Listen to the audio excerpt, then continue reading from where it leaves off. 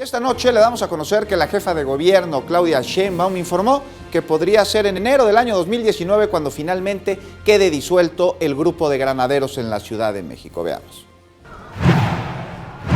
La transformación del cuerpo de granaderos en la Ciudad de México será de manera paulatina, con el objetivo de que el agrupamiento quede reorientado a otras tareas de seguridad pública. Así lo indicó la jefa de gobierno, Claudia Sheinbaum, en conferencia de prensa. Que es un proceso y a partir de enero ya empiezan las nuevas corporaciones a desarrollarse.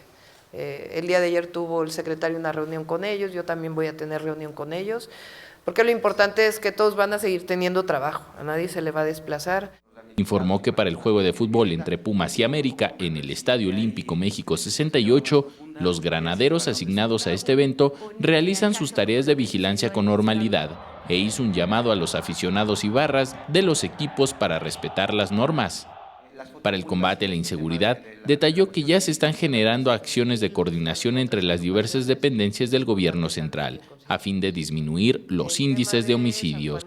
Por su parte, el secretario de Seguridad Pública indicó que al interior de la dependencia se combatirá la corrupción. Decirle a los comandantes y a los elementos que se acabó la corrupción. Nadie les va a pedir dinero, ¿sí?, para que estén o permitiendo a cambio de dinero el que se cometan ilícitos o francamente estar coludidos con ellos. Nadie les va a pedir dinero y por lo tanto no se va a tolerar ningún tipo de conducta. Con imágenes de Javier Cordero, Enrique Muñiz, 21 Noticias.